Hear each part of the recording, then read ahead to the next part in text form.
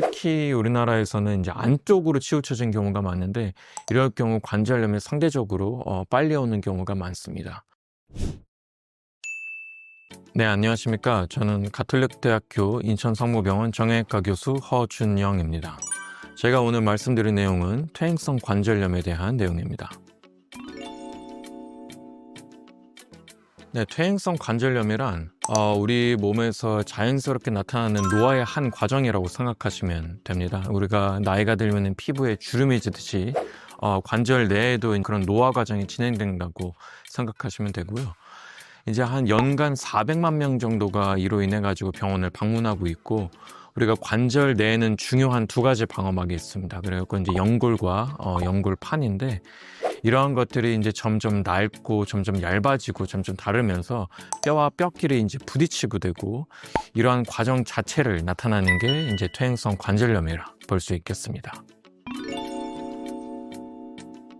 퇴행성 관절염의 원인은 여러 가지가 있는데, 대표적으로 나누면은 노화, 그 다음에 유전, 그 다음에 비만, 그 다음에 외상으로 이렇게 볼 수 있습니다. 이제 특히 무릎 관절을 과도하게 사용하는 그런 직업이나 아니면 그런 운동을 많이 한다든지 하면은 아무래도 이제 상대적으로 좀 빨리 진행될 수가 있습니다. 그리고 유전적인 요소로도 이제 관여하는 게 하지의 축입니다. 이게 되게 중요한데, 하지의 축이란 우리가 고관절 중앙에서 그 다음에 족관절 중앙을 이었을 때 이 자체가 무릎의 어느 지점을 지나느냐는 건데요.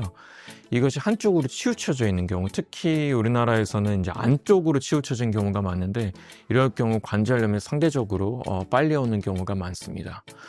또한 하중이 많이 나가는 경우에도 아무래도 이제 무릎 자체에 부하가 많이 되다 보니까 이로 인해서 관절염이 더 빨리 발생할 수 있습니다.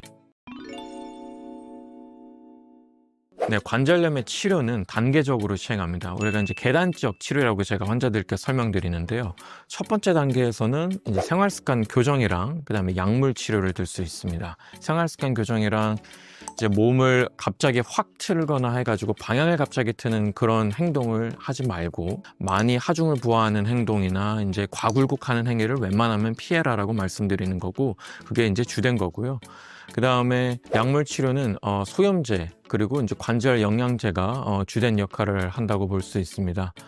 다음으로 우리가 하는 거는 이제 주사 치료인데요. 주사 치료는 크게 이제 대표적으로 세 가지로 나눌 수 있는데, 첫 번째는 연골 주사. 이제 이거는 윤활액 주사라고 부르면 되고, 히알루론산이라는 성분이 주되고, 이로 인해서 윤활액 작용으로 무릎 안에 마찰력을 낮추어 가지고 관절염을 최대한 덜 오게 하는 거고, 두 번째로는 DNA 주사. 이거는 폴리뉴클리오타이드 성분으로 연골의 재생을 촉진하는 그런 역할을 하고 있습니다. 그리고 마지막으로 항염증 주사는 무릎 안에 군집되어 있는 그런 염증 인자를 줄여서 통증을 최소화하는 그런 역할을 하고 있습니다. 이러한 보존적 치료를 함에도 불구하고 지속적으로 통증을 느끼는 경우에는 그 다음에 이제 마지막 그 단계인 수술적 치료를 고려한다고 하면 되겠습니다. 네, 퇴행성 관절염의 수술적 치료에는 나이가 굉장히 중요합니다. 그래서 이제 50세 미만인 경우에는 웬만하면은 재생술식, 그러니까 보존술식 이런 방향으로 가게 되고요.